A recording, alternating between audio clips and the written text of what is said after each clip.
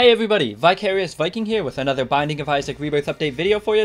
This week Edmund has teased quite a bit of new information over on bindingofisaac.com, and we are going to jump right into it. The first thing that we're going to talk about is trinkets. There are 18 new trinkets in Rebirth, taking the total up from 33 to 51, and Wiggle Worm is one of the new trinkets. So Wiggle Worm has actually been reassigned from passive item duty to trinket duty, and it's actually one of the 6 new worm type trinkets that change how your shots behave once you shoot them. Other than that though, Wiggle Worm does remain the exact same. Now take a look at the GIF on screen. This is probably the lowest quality GIF in the history of the universe, and I don't know why it's sped up like that. I'm sure I'll slow it down for some of these, but anyway, this is showing off another one of the new worm type trinkets. This is called the round worm trinket, and as you can see, it kind of gives your tiers a spiral effect as they move through space and time, I guess. Also, it's worth noting that this is Kane. I believe this is the first we have seen of Kane. He looks just like Kane, only pixelier. Take a look at the bottom left. You will see that that is the new trinket slot, which is what a lot of people were speculating, and we can now, definitely confirm that. And another thing, at the end of this GIF, you'll notice that the chest spawns a troll bomb, and Kane shoots it with one of his tiers, and it actually knocks it away, which is something that you could not do in the original game, so that is nice. Getting back to Wiggle Worm for a second, I'm not sure how crazy I am about it becoming one of the new trinket items, because I know for me personally, I really like to stack a lot of weird tier effect items, pretty much as many as I can.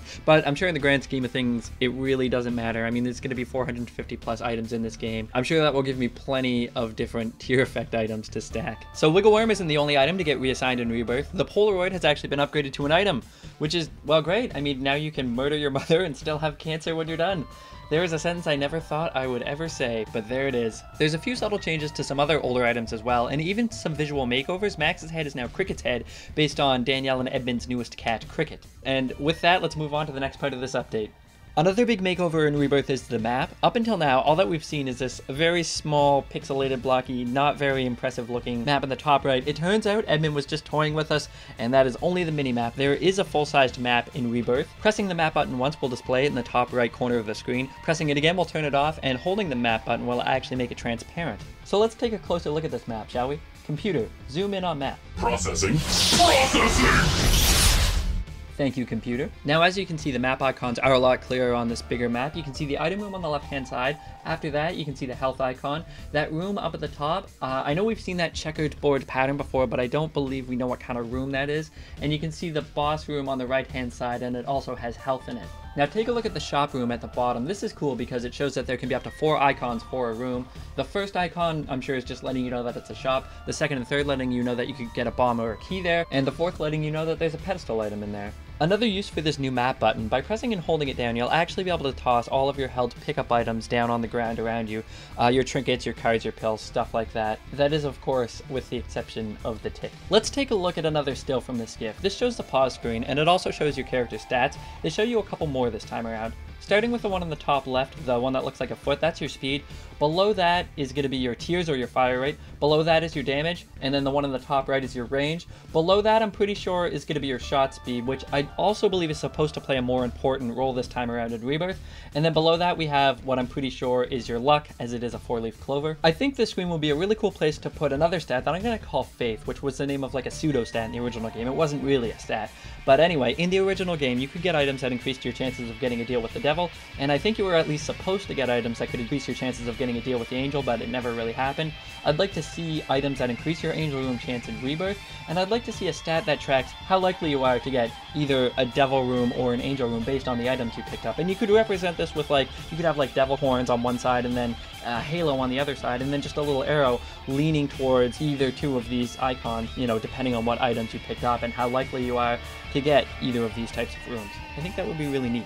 The next thing I want to show you guys is a video that was hidden in the most recent update, and I'm not going to talk over it the first time, I'm just going to let it play.